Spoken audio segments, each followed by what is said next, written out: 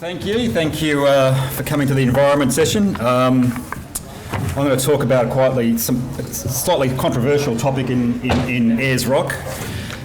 So if you had been buried under a rock for the last 2 years, on the 26th of October, the board of the Uluru-Kata National Park, with the blessing of Parks Australia, will ban the climb to the summit of Ayers Rock.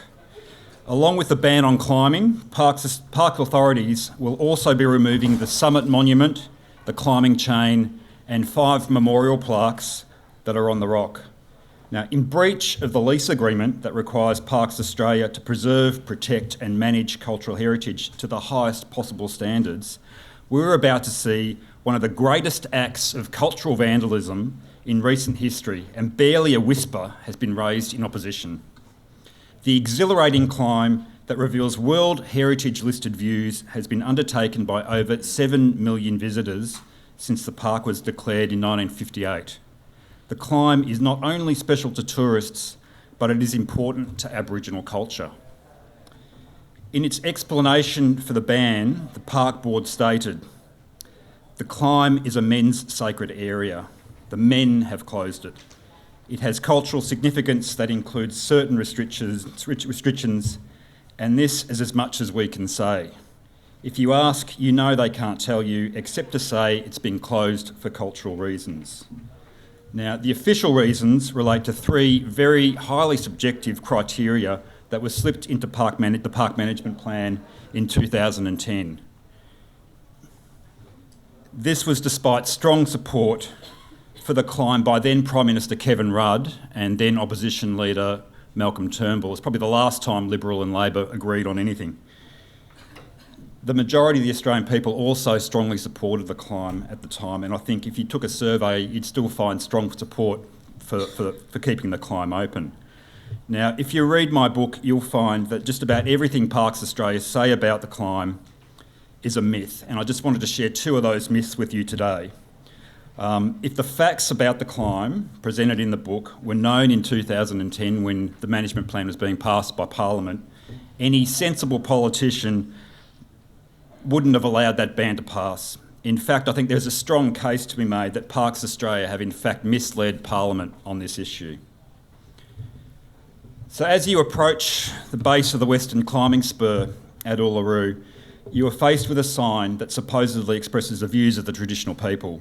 The sign reads, "Under our traditional law, climbing is not permitted." Now, in the 1990 management plan, when the issue of climbing was first raised, this was expressed in the form of "we never climb." Well, look, it doesn't take much research to work out that this "we never climb" message is completely false. So there is in fact a wonderful, rich history of Anangu men and women climbing and supporting visitors climbing that deserves to be celebrated and not denied. So the first humans to arrive at the rock did so about 30,000 years ago, at the height of the last ice age. There is no doubt in my mind that the first people who saw the rock climbed it, because it's a natural thing for humans to do. We climb stuff to get a better view, or just for the view. We climb, well, they climbed, probably to look for food, to look for water, for ceremony, and to keep an eye on rivals. We climb because it's there, and we climb for the thrill of it. It's a fantastic thing to do. So the first hard evidence that the locals climbed comes from the stories about the summit and summit features that were revealed to anthropologist Charles Mountford by numerous Anangu informants in visits made in the 40s, 50s and 60s. And he's there in the middle of that photo, surrounded by 4 Aboriginal men sitting on the climbing spur, and I'm sure they're discussing some of those wonderful stories. You'll hear nothing about those stories in the current official guides. They've just been swept under the carpet. In Aboriginal culture, stories are passed on at the places where they occurred. So the stories about the summit preserve a climbing culture that goes back to the time Anangu first arrived at the rock, and because they include the dingo in their creation myths, we can make a guess about that time, and it's about 4,000 years ago. Now, I've listed some names of Anangu men who climbed and women who climbed early last century, and the most notable of these is a fellow by the name of Tiger Jukuleri. He's the man on the right on that photo. the other blokes there, one's called Mick and Jerry Mick, and the bloke with a hat's called Lou Borgelt. That photo actually comes from a restoration by the Lutheran Archives of Lou Borgelt's wonderful footage that was taken in 1946. So Tiger was one of the first climbing guides, and in any other universe, his statue would stand at the base of the rock in testament to his legacy of what he did. But the board passed him off as someone who was only interested in chasing the white fella's money. Nothing could be further from the truth. Tiger was a man who bridged and united cultures. He was closely involved in the handover and stayed true to his Aboriginal roots until his death in 1985. The board's statements about him are a great insult and slander to his remarkable legacy. You can read more about him in the book. Sadly, you'll find nothing about him in official park literature. Now, the photo on the lower right, this one here, it says 1969, is also important. It was given to me by David Hewitt, who's a long-term Northern Territory resident and someone who has worked in the Ayers Rock area from the 1960s through to the early 2000s. It shows two Arnanu women on the rock. These are daughters of Arnanu elders climbing. This photo busts the claim that the climb is a special men's area. There are certainly areas up there that are probably quite special to men, but the climbing spur itself isn't one of them. If these women had breached any traditional laws by climbing, it's likely they would have been killed. That's how severe the retribution is when you cross some of those Aboriginal laws. Now, one of the most important people in the park's recent history is a man called Paddy Uluru, and he was regarded as the principal owner of the rock up until his death in 1979. Another important figure is a bloke called Derek Rofe. Now, he was the longest serving ranger from 1968 to 1985. These men were close friends and had great respect for each other. In an interview with Northern Territory Archives, Derek indicated that in his 17 years at the rock, the issue of tourists climbing was never raised by traditional owners. Now, in relation to traditional owners climbing, he says, and I'll quote him, "Paddy Uluru used to tell me about climbing the rock. It seemed to me that it was mainly the senior traditional people who climbed rather than everybody. But there was no doubt about it that ceremonies were carried out in certain places up there that people did climb it. So I must say, certainly it was climbed, not maybe by everybody, but certainly by the traditional people." Now, the board and Parks Australia tell us that the act of climbing is disrespectful of the owners. Now, I argue that it's the board that's being disrespectful in ignoring the views and actions of past elders. These men here, men and women who climbed and had no issue with visitors climbing. These people grew up at the rock. They were initiated at the rock, and I would maintain that they know more about the rules of access than a board made up of people who now come from elsewhere. So we have Tiger up there in 1940, that photo taken by Arthur Groom in 1947, who guided tourists up the rock and encouraged visitors to climb. We have the Pope of the rock, Paddy Uluru, in the middle here. In an interview in the 1970s with Alice Springs journalist Edwin Chlander, he said that if tourists are stupid enough to climb the rock, they're welcome to it. He also said that the physical act of climbing was of no cultural interest. Now, in the early 1970s, Parks Australia would tell you that there's been very, very little consultation with the traditional owners about access until recently. This is a nonsense as well. So in the early 1970s, Derek Rofe asked the owners where tourists were allowed to go. 35 of them, and that was pretty much all there were at the time, including Paddy Uluru, told Derek that the only place that was off limits, the only place, was a cave called Wariaki. This is the men's initiation cave, and it's on the northwest corner of Uluru, well away from the climbing spur. Paddy's brother, Toby Naninga, he's there, confirmed this in an ABC This Day Tonight interview in 1975. When asked by the reporter where tourists could go, Toby said, aside from Wariaki, anywhere else is all right. And Graham Wilson, who was a reporter at the time, was a bit confounded. He asked him again, you sure? Are you sure that's okay? And he said, yeah, Toby said, yeah, anywhere else is all right.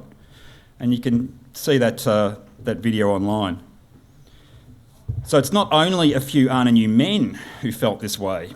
In the early 1980s, during a time of great tension between the Northern Territory government and the federal government, the federal minister at the time, Clive Holding, sought assurances from the Central Land Council and the Pitjantjatjara Land Council about the views local people had about tourism. And he got a telex back from them, and he read that into Hansard. This is a few of the main points from it. One of the things it did do, it confirmed that the locals had no issues with the current arrangements that were present at the time, and that basically, and this is the main point down the bottom there, that basically for visiting tourists, it will be business as usual. Business as usual then meant around about 75% of people climbed the rock. So it's quite clear that that claims that the climb is especially sacred, that it's a men's only area, the idea that it's not appropriate for visitors to climb, the claim that locals don't climb, and the claim that it goes against traditional culture is completely busted. This is quite a fabrication that's been made and forced on the Australian public.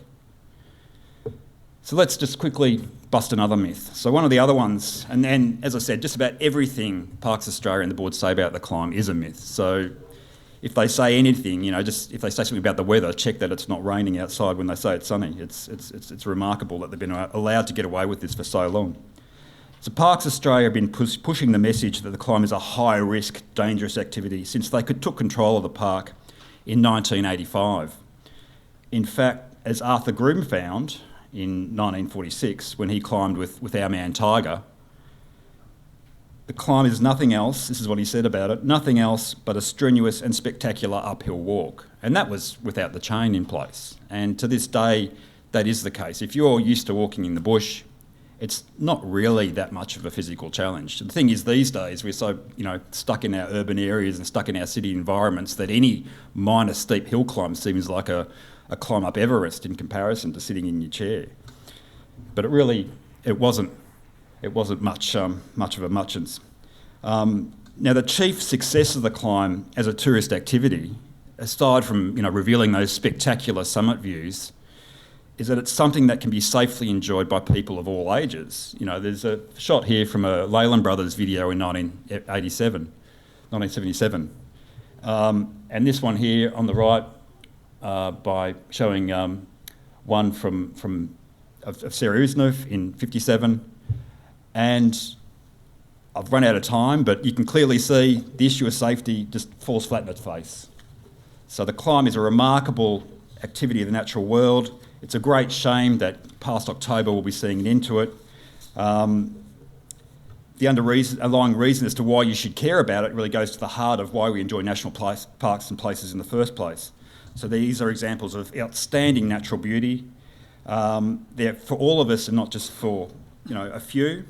And the starting point for our national parks should be that they are free, that we are all free to enjoy these places without being fettered by petty bureaucracy or the religious views of others.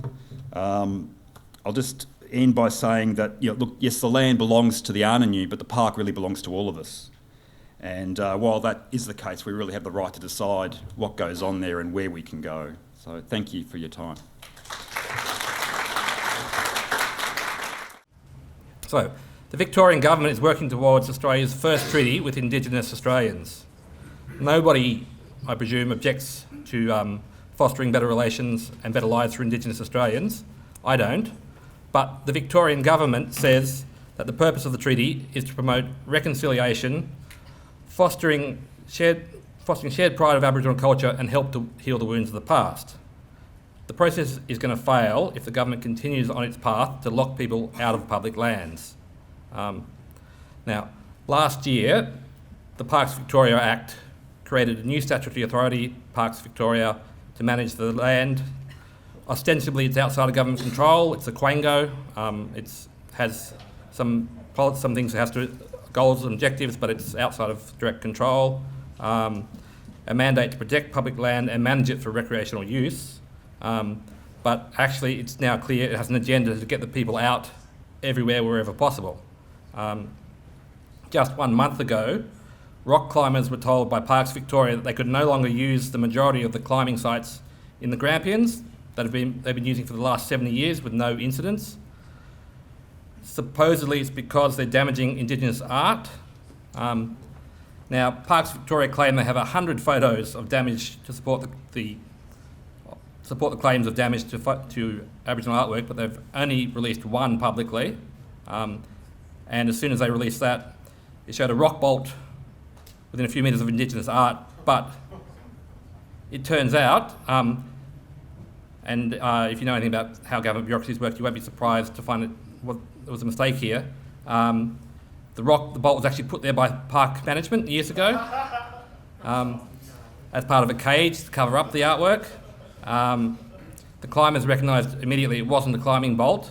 All the other evidence, the supposed evidence, has been hidden and it's not being released.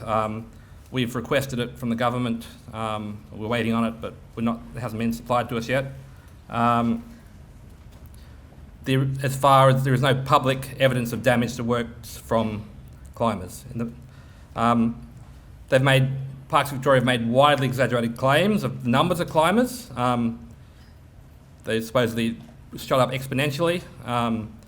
If the claims are true, there will be massive queues of climbers on the days where climbing is possible. There's just not that many people there. They've just exaggerated its order of magnitude error in how many people they think are climbing at the moment. Anyway, so they have no idea about their own land. They have no idea about the impact of the bans. The Grampians are an iconic destination for people around the world, and the closure is the biggest issue in climbing communities around the world at this moment. It's on all major climbers' bucket list to come and climb in the Grampians. Climbers are really offended. They're deeply offended that suggestions they'd be damaging the artworks. They have nothing but respect for Indigenous culture. They've mobilised to form the group, the Australian Climbing Association of Victoria, to try and lobby against the changes. They have legal experts that are trying to overturn the bans, but Parks Victoria are very set that they want to do this, and it's going ahead. Treating people like this will not help the Aboriginal reconciliation process in Victoria. It's going to damage it, and it's just a taste of what's coming up. In fact, there's a pattern occurring around Victoria in the last few months. In the far northwest of the state, in my electorate, the Sea Lake Mallee Rally, held at Lake Tyrrell, was cancelled due to difficulties in obtaining a cultural heritage management plan, a CHMP. Despite 12 months of struggle, they could not get engagement with Indigenous groups to even start the process. They had trouble last year with it, but they've got a permit in the last minute. This year they've been working for 12 months to try and get their cultural management plan. They can't even get it started. So this 47-year-old race has been killed, it's a part of our heritage of Northern Victoria, and it's been knocked on the head by this cultural heritage protection. Of interest, one of the things that are rising out of that, they wanted to build a boat ramp, which is going to cost $10,000, but they'd have to spend $60,000 on a cultural heritage management plan around building the boat ramp. This is just the tip of the iceberg. For every CHMP established, it costs the taxpayers between $50,000 and $200,000. Parks Victoria have identified 12,000 known heritage places, and there are many more that they haven't identified yet. So at a minimum, we're looking at Victorian taxpayers being up for a bill for $600 billion for just the known sites to prepare these plans. 73% of all plans don't do anything to preserve Aboriginal culture at all. So we're paying $50,000 per plan that was going to have no impact at all. Even Parks Victoria admit that it's nonsense. The expense is enormous. It's not clear that the cost, resources and time put into preparation of the plans has any outcome that benefits the traditional owners at all, or park management or cultural heritage within the parks. So even they admit there's no real benefit from it, but they're forcing this on it. It's being used as a tool to exclude people from the parks, and that's basically the bottom line agenda. Rundle's Trail Rides is a small business that operates in the Belfast Coastal Reserve just outside Warrnambool in Western Victoria. Parks Victoria and Aboriginal Victoria have locked them out of 4 of their 5 riding zones, including the most popular trail. They have to also get a cultural heritage management plan, but again, it hasn't been started. They can't engage with it. Racing in Victoria has been allowed to continue racing horses on the tracks that the small business is being excluded from. The problem is not about Aboriginal heritage, it's about arbitrary lockouts disregard for damage to the community, extortionate fees, onerous application process. Cultural heritage management plans are being used as a tool to further the agenda of a clique of city-based hard green activists with university education in environmental science perhaps, but little or no practical experience of the bush, locking people out of their pristine wildernesses altogether. Of course, this is all happening in the regions, far away from the voters that matter. No one's locking people out of the public lands in Melbourne.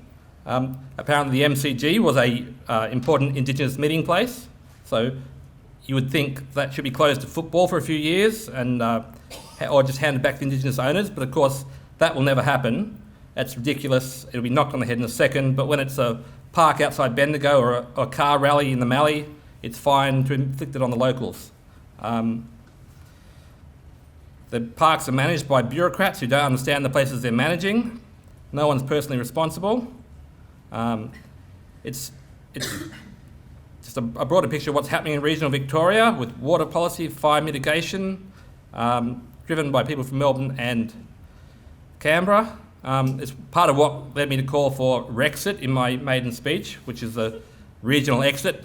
The regional areas of Victoria should break away and become separate states. It was a pointed joke at the time, but if this stuff keeps up, it'll become more and more serious because people are very angry about being excluded. It's important to note that land doesn't look after itself. It costs a lot of money and takes a lot of labour. I come from a farm. We have timbered hills areas. It took weeks of work and thousands of dollars every year to keep the weeds and pests under control. The government will never be in a position to maintain public lands properly. There's an opportunity to fix it. The best model here comes from the UK, where local parks are run by local boards, and some land is held privately and managed for profit. The people who care about our parks are rock climbers, motoring enthusiasts, horse riders, hunters, bushwalkers. They're a huge resource of potential volunteers. The local people in local lands who know about their land will look after it. If Parks Victoria would only ask, this is how you solve their problem. Instead, they want to exclude the people, keep them out. I'll note that if Indigenous owned land, if it had to fund itself, they wouldn't be closing Ayers Rock. They wouldn't be closing these parks. They'd have to make a profit to keep them open, to manage them. The reason they can afford to shut these things to people is because the government continues to fund them. In a free market with private ownership of land, they would also be trying to generate their own income from it. Anyway, the CMHPs are a fig leaf. The process is going to lead to further burning resentment in the regions. It'll derail the reconciliation process, not bring people together. All right. Okay, my name's Bridget. I am an environmental consultant. I work in the private sector.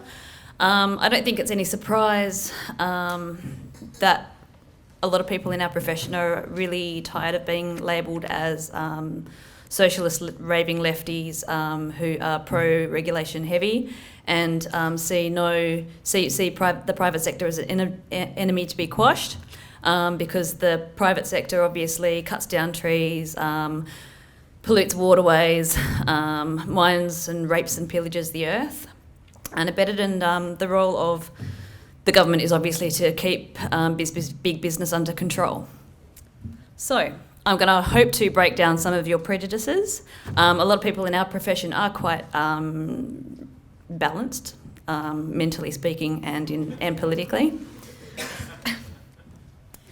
So, on one side, you do tend to have the free market enthusiast, and you've got two people yelling at each other here. So, one of them is the free market property rights and tort law provide the best means of preserving the environment, internalising pollution costs and conserving resources. And then obviously you've got the raving loony lefty on the other side. Greedy corporations are destroying the planet. It's the government's role to stop them by taxing polluters and creating tougher laws. So who's correct in their political ideologies? Is it the gentleman on the left or the gentleman on the right?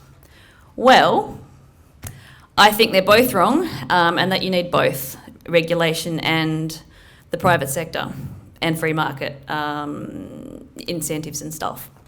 So who's responsible for protecting the environment? Is it the consumer? I think the role of the consumer is generally underrated because they do control demand. And if there was no demand, there wouldn't be any oil reserves, there wouldn't be any mining. So the consumer does have their role to play in that perspective.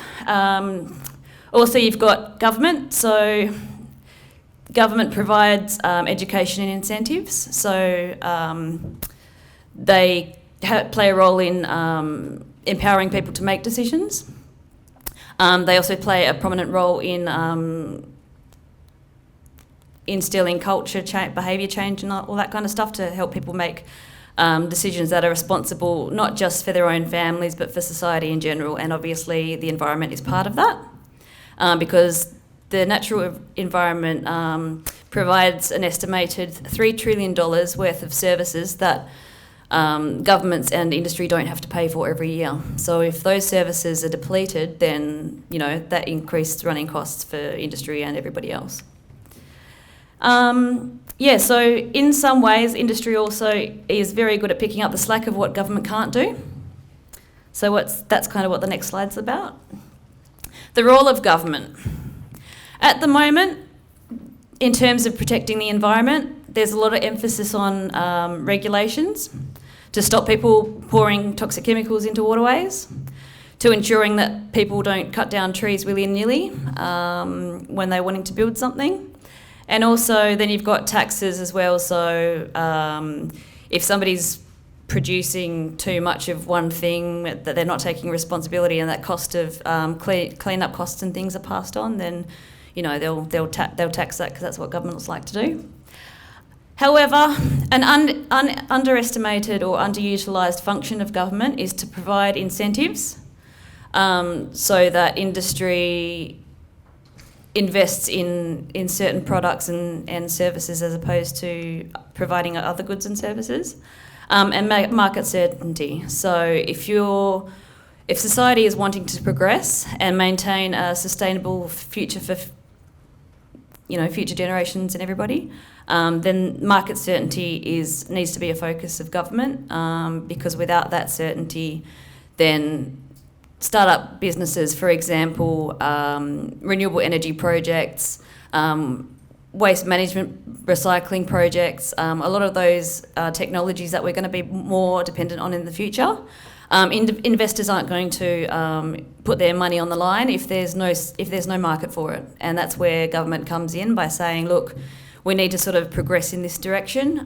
We'll work with industry and make their job easier so that they can get those great, wonderful inventions that they come up with, and they can get that over to the consumer.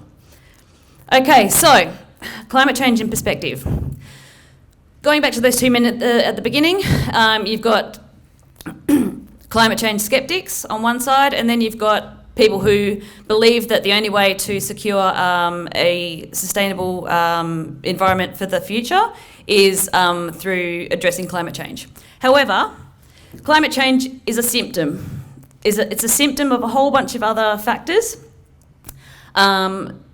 However, we tend to forget about deforestation, overfishing, water scarcity, loss of agricultural land all of a sudden, because environmental activists are apparently only interested in climate change. And as long as we all have renewable energy, then the problem will all just disappear. So government is really good at regulating mining, infrastructure, agriculture, so that people don't pollute the natural environment, and so that resources aren't destroyed or overutilised inefficiently. However, government is very terrible at dealing with the problems resulting from industry. And while they're problems in one way, they're also opportunities as well. So the role of industry and why government should be supporting industry is because of these opportunities up the top. Government isn't particularly good at dealing with deforestation. It's not particularly good at removing weeds.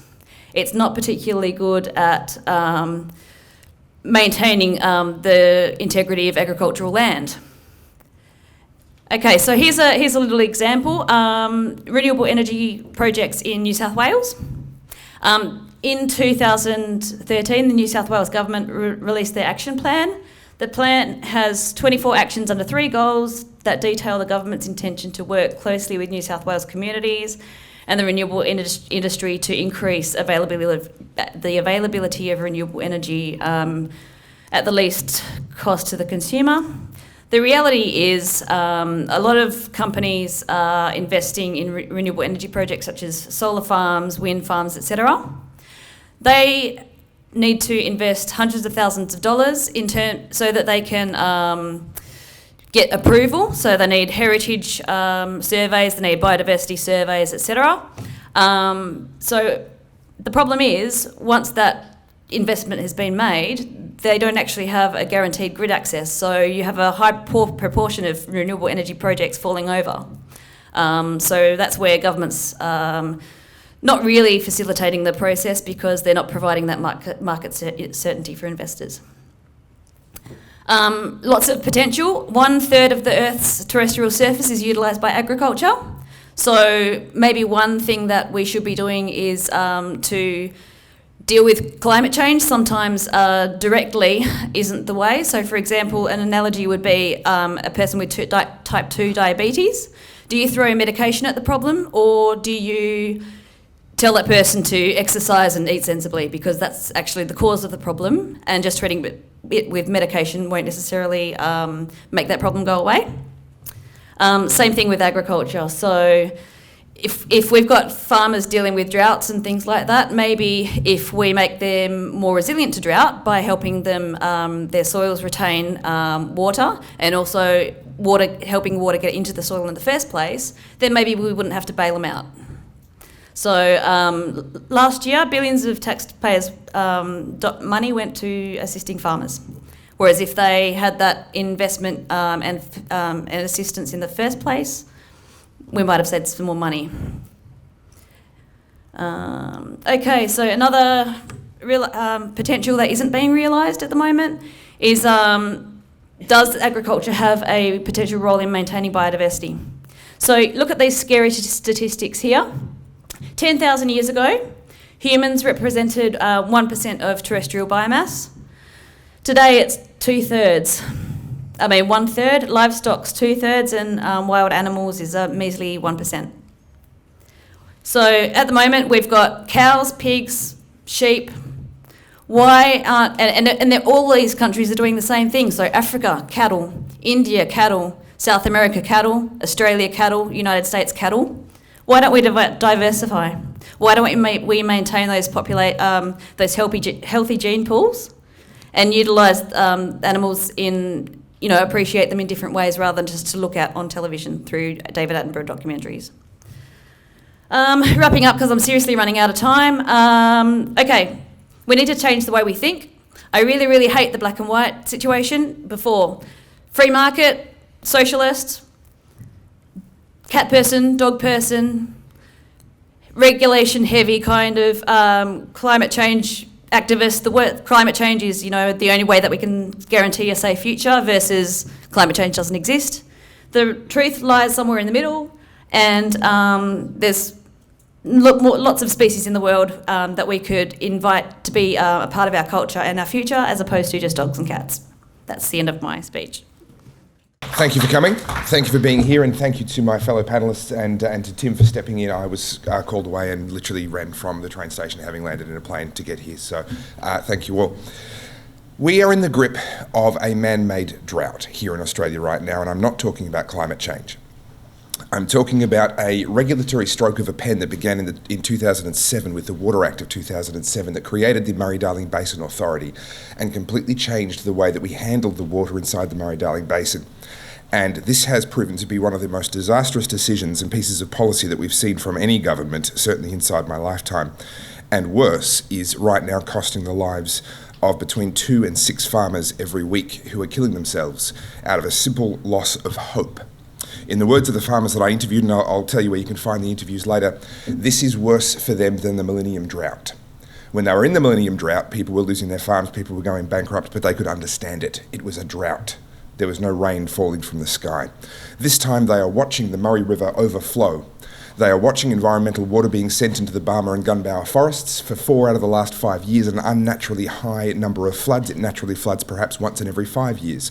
The trees are stressed from too much water in both the Gunbower and Barmah forests, and yet our Commonwealth Environmental Water Holder insists on sending more water there every year, whilst the farmers that live even next to the river watch the water flow by and cannot touch it. We are in the grip of a man-made drought. Now, I'm not going to go into any more detail onto what the drought is. It is all there in the documentaries that I've created. If you haven't seen them, they'll be played during lunch tomorrow and the day after. There's 4 separate documentaries. The 2 that I really recommend you watch is the very first one, where I break down the overview of the issue, and the last one where I interview farmers and they talk about the reality of living with what's happening. But I do want to talk about some potential solutions and how, on rare occasions, governments can fix problems, usually only the ones that they created in the first place, but it can be done, and this is one such situation. Like most problems, it comes down to a property rights problem, and we need to understand the way that the Murray-Darling Basin was set up in the first place and why we have the irrigation districts that we do. It was observed very early on when we settled, when white man settled this continent, that it was a land of droughts and flooding rains. We all know that. And in order to fix that problem and actually have reliable agriculture that could feed people, they built a series of dams and weirs throughout the Murray-Darling Basin. The Darling River runs into the Murray River. Between them, they cover the south of Queensland, all of inland New South Wales, a lot of Victoria, and some of South Australia. We are talking about a vast physical area.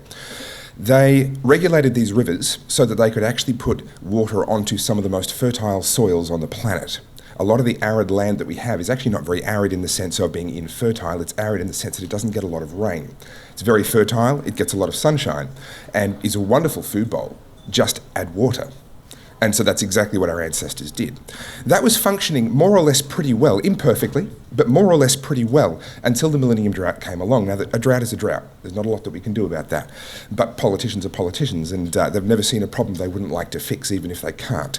So they turned around, and in 2006, as the Millennium Drought was reaching its worst, they introduced legislation that was then passed in 2007 to completely change the way we manage this most important food bowl that we have. What they did, what we had was a situation where the airspace in the dams, the capacity of water that we could hold, was sold to farmers as, you have the right to that water, you have the right to that airspace. And, I'm chronically oversimplifying for time, in essence, if the dams were full, if they were at 100%, the farmer downstream could expect an allocation of water that was 100% of his water right. Again, grossly oversimplifying, but broadly that's how it worked. If the dams were only half full because it was a dry season, not a lot of rain, they would expect to be given approximately 50% of their water right. They could plan on that basis. They could plan as much as 12 or 18 months in advance based on what was happening with rainfall, where the dams were at. They could make their decisions. 2 things happened with the Water Act of 2007. The first was that water rights were removed from the title of property. Previously, they had been attached to the property, much like an environmental overlay might be, or various other things might be attached to the title of a property. When you sold a farm, you sold the water right with it. They were separated. They were not separated for practical reasons, although it was sold as a free market reform. I dispute that, but I'm not going to go down that line. It was sold for political reasons so that they could do what they wanted to do next. The second thing that happened in 2007 was, now that water rights had been decoupled from holding land, the government created the Murray-Darling Basin Authority and gave them $13 billion of our taxpayers' dollars and a brief to buy an enormous 2.7 trillion litre supply of water that would no longer be available to farmers. It was in fact being bought off farmers. It's free markets. We're buying it off them, right? We'll see. And then flush that out to sea or through our forests, or to solve various perceived environmental problems. Now, because they introduced this legislation in 2006, at the height of the Millennium Drought, when there was a lot of stress on the river system, you could look in a lot of different places and see the environment was struggling in a lot of different areas, they calibrated their entire legislative agenda based on that. That was the new normal, is what we were told. Now, of course, that hasn't been the case since. The drought broke 2010, set a new record for the most rainfall ever seen in recorded history in this part of the world. We've had some very good years since. However, the MDBA is still operating on a legislative framework that was set up on the assumption that the worst drought that we've seen in recorded history was the new normal. So what we see is $13 billion, 2.7 trillion litres of water being taken away from our producers. and at the productive environment from farms and so forth. But they're doing it using a market mechanism. They're buying it off them. Well, the consequence, of course, is that you have producers now squabbling over a smaller supply of water, and the price, of course, skyrockets. To give you some idea, the farmers that I interviewed were buying water at $4 per megalitre. That's 1 million litres, doesn't mean much to us, but that's an essential ingredient to growing stuff, right? $4 per megalitre, less than, in fact, about 6 years ago. Now they are paying over $650 per megalitre.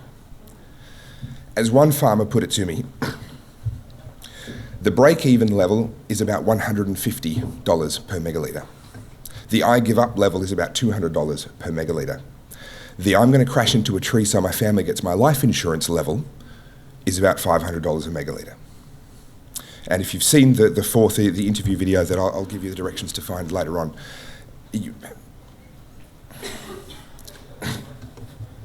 the pain that they are in is very real. And I know of no other area of legislation in this country right now where legislation is directly and literally killing people. And this is the only one that I know of. So what's the solution? Well, let me actually go to the next layer of the problem. The third thing that they did with that legislation was they introduced the idea of carryover water. So previously, you had the right to water, an allocation that was based on a certain amount of water in the dams.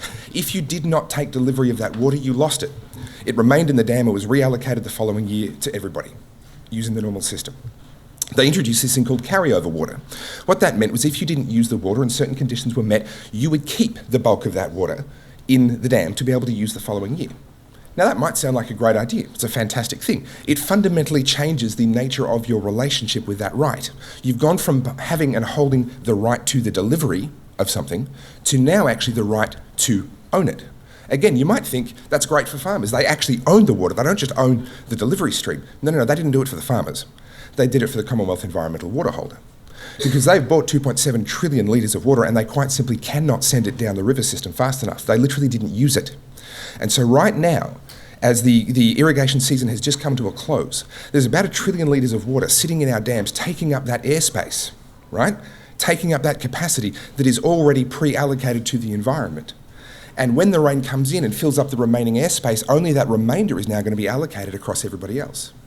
In fact, there is theoretically a possible situation where our dams could be full to overflowing, spillways going at maximum speed, and every single litre of water will belong to the environment and every single farmer will be on zero allocation. That is how flawed the logic of the current setup actually is. And our farmers are looking at this and losing hope. I think there are two levels of solution needed. We need a fast solution to give some hope back to these people. Because I kid you not, in the last week there have been more. And this coming week there will be more. We need a fast solution and then we need a real long-term structural solution that actually fixes the problem once and for all. The fast solution that we need is to see all of the environmental water that is sitting in our dams be declared available for reallocation next year. That single announcement will save lives in this country. If we could get our politicians to go through the correct channels and get the Murray-Darling Basin Authority, who are responsible for this mess, although technically it's not their fault because they're just doing what they were told to do in the Water Act of 2007, get them to reallocate that water next year. It will literally save lives as of when that announcement happens. Hope will start to come back. To fix this long term, what we actually need to do is eliminate the concept of carryover water. We need to return the property right that was sold and agreed with those farmers originally, which was a right to an access to a delivery of water within a given time frame. We need to turn it back into that. That's how the system was designed, it's how all the calculations were done, it's how it functions successfully and even kept the Murray River flowing through the worst drought in recorded history, which it used to run dry during much less severe droughts before we built the dams and weirs. It was succeeding for the environment and it was succeeding for the people. And we changed it for no good reason except politics. To me, this has become my first genuine crusade. Most of you would be familiar with my work, you'd be familiar with, I've touched on issues before I do videos, and I tend to lob hand grenades and then move on, right? This is actually, I've decided this is my issue, and this is what I'm going to fight. And yes, I will continue to touch on other issues, but I'm going to push this one until we see some reform. If you would like to know, if you have networks, if you have contacts, if you have a way that you might be able to help a campaign, we're obviously things are already in motion, where it's looking very good, but if you believe you could add to that, please come and talk to me afterwards because we need to get a change. We need to get a change very, very soon. It's not often that I can genuinely say this is life and death, but this is life and death. if you're not familiar with my work and you haven't seen any of that, then I'd encourage you to go to facebook.com/TopherField. That is the page where I publish everything. Go to the videos tab. The most recent video that was put online is my interview with farmers. And if you're wondering why talking about water makes a man emotional, watch that video and you will understand. Because I stood with those people and I was personally there talking to them, and what you see on the video was not the worst of what they said. There were things that were too personal and too real, and I couldn't include in that video. So I thank you very much for your time. That's facebook.com/TopherField. I thank you for your time. I invite your questions to myself and all of my fellow panellists, and look forward to spending time with you over the next few days. Thank you.